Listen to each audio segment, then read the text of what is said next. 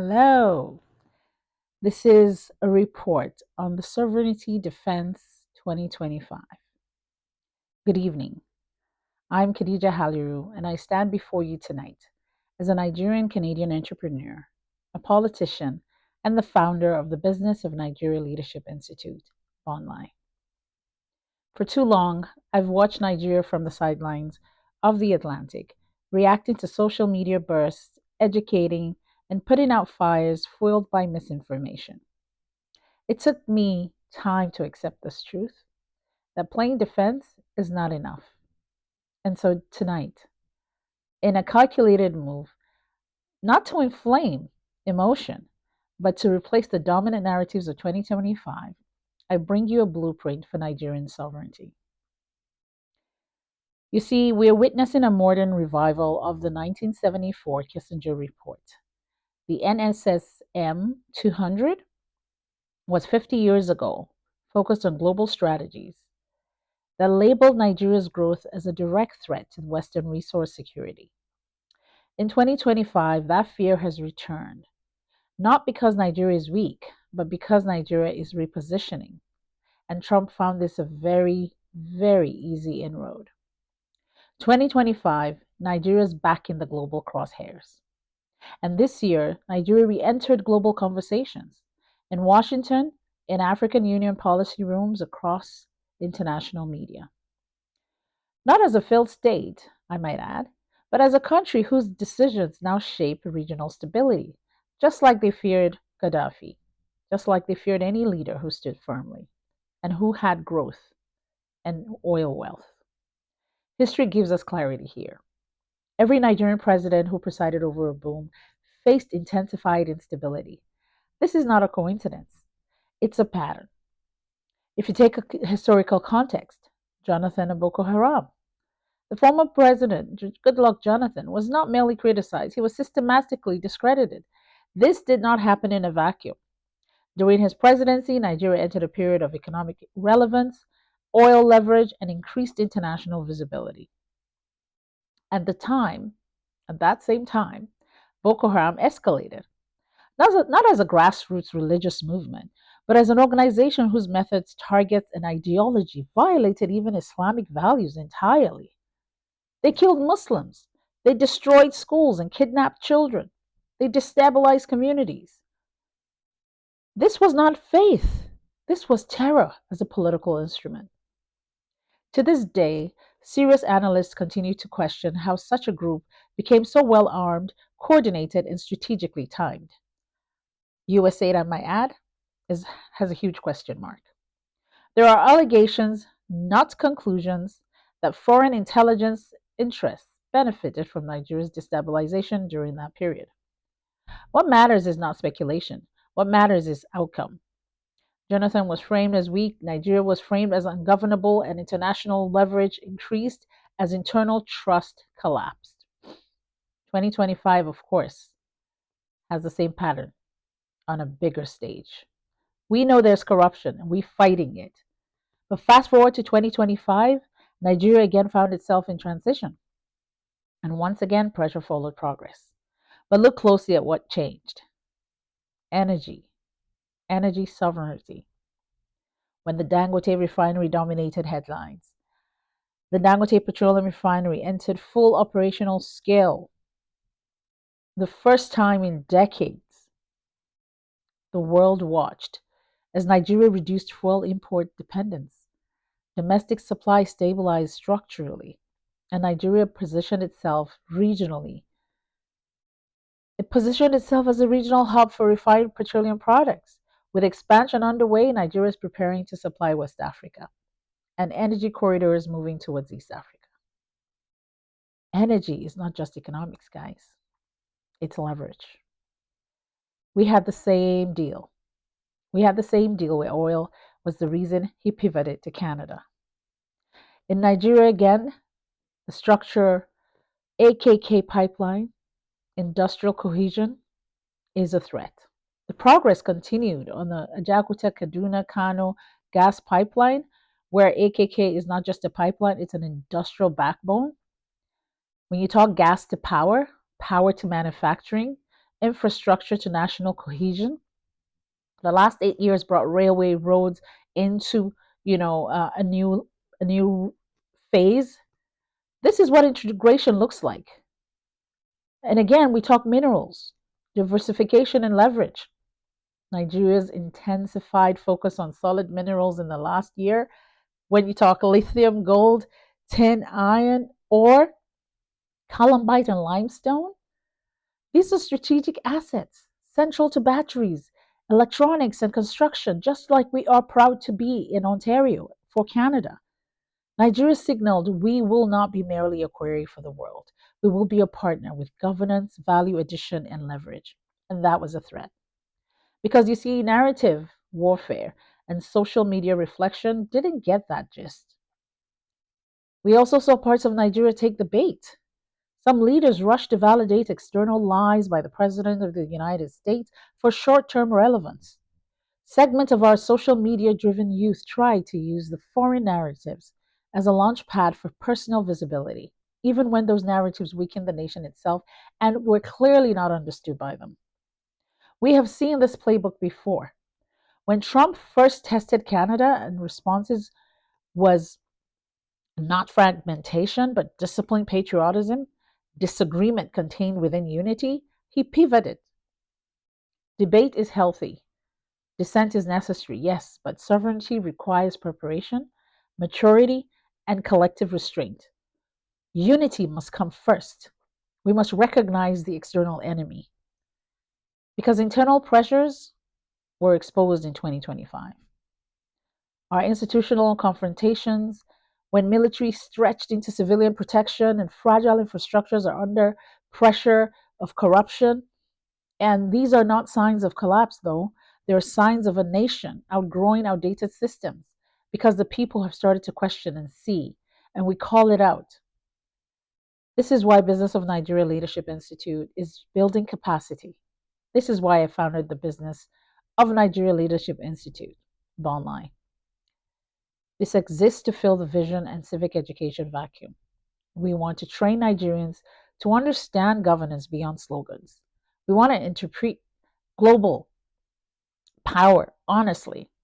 We want to manage institutions ethically and lead with a sovereign mindset. Because a soldier or an officer or a policymaker is only as strong as the mind that commands them. So, citizen voice is another angle. We launched an accountability in action app. To keep this transition honest, we launched Citizen Voice Online. So citizenvoice.online will help track local confrontations, international stress points, and hold the boots on the ground accountable to the people. So I want to call on all of you. Nigeria, the time for social outbursts is over. The time for calculated leadership and education has begun. Do not wait for a leader to save you. Become the leader Nigeria needs. I want to speak to our youth, women and men. Join us at Bond Leadership Institute. Go to citizenvoice.online. Register your voice. Be equipped.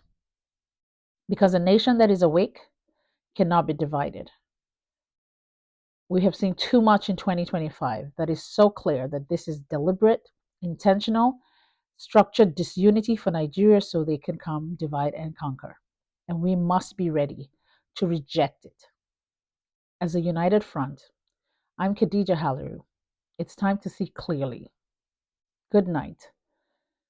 Thank you for a happy 2025 that opened all our eyes, and I wish us a seriously prosperous, peaceful progress for 2026.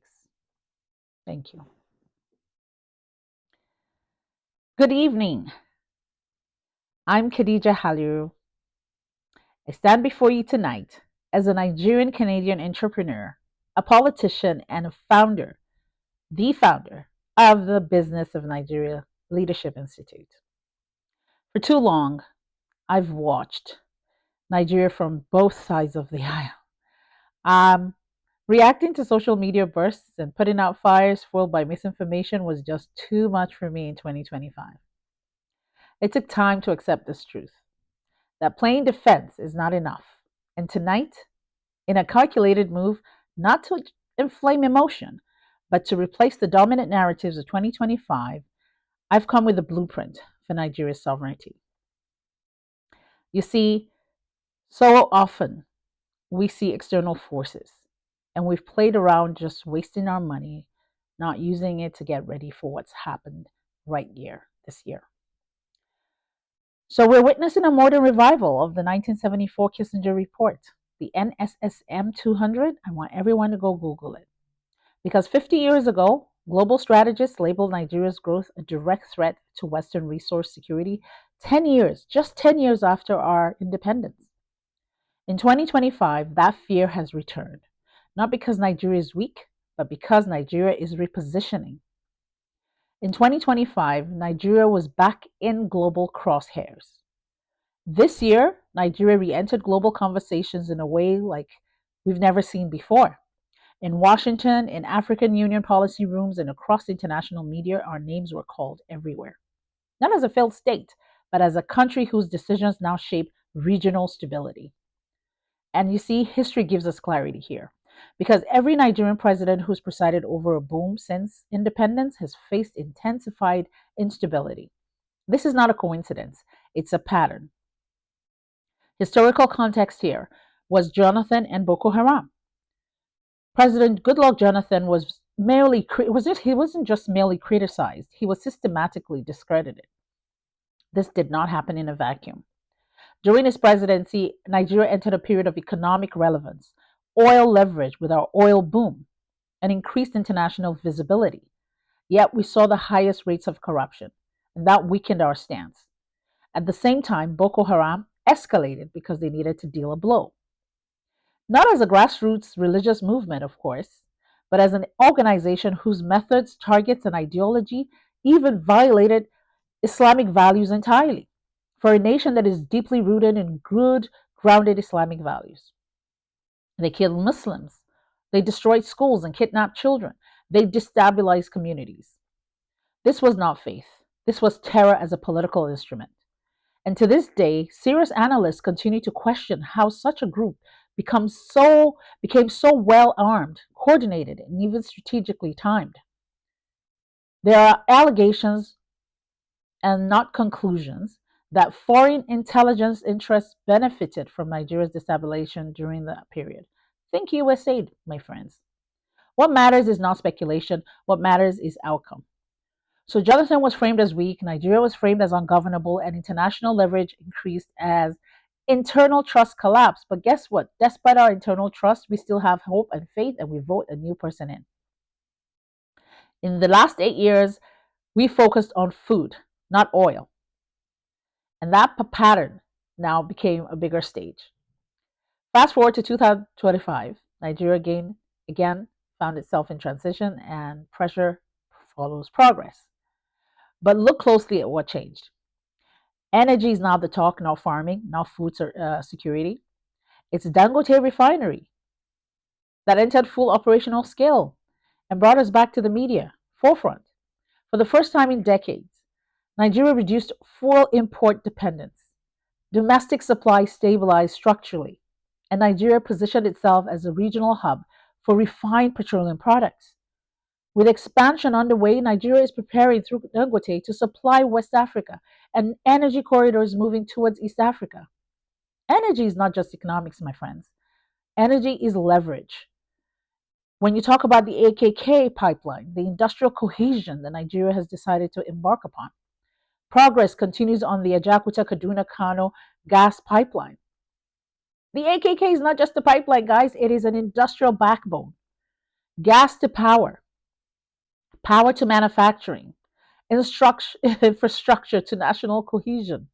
This is what integration looks like. Nigeria is just 60 years old, and we're so impatient with it, comparing it to nations that are hundreds and hundreds of years older. Mineral diversification again becomes another leverage. When Nigeria intensifies focus on solid minerals, just like we are in Ontario, lithium, we have gold and iron ore and tin, columbite and limestone in Nigeria. Everyone who has this is strategically focusing on their assets. These are assets central to batteries, electronics, and construction. Nigeria signaled we will not merely be a quarry for the world, we will be a partner with governance, value addition, and leverage, and that caused us there. We're doing the same in Ontario. We're not shipping up lithium anymore. But narrative warfare and social media reflection was the heartbreak. We saw parts of Nigeria take the bait when Trump mentioned saving Christians. Some leaders rushed to validate external lies for short term relevance. Segments of our social media driven youth tried to use foreign narratives as a launchpad for professional or personal visibility, even when those narratives weakened the nation itself. We have seen this playbook before. When Trump first tested Canada, the response was not fragmentation, but disciplined patriotism, disagreements contained within unity. Debate is healthy, dissent is necessary, it helps us grow.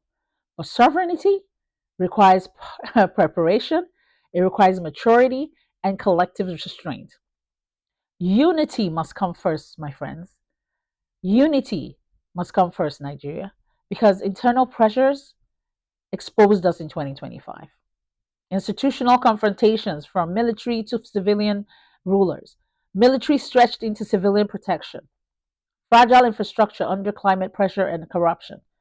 These are not signs of a collapse, though. They are signs of a nation outgrowing outdated systems as people began to call them out more and more.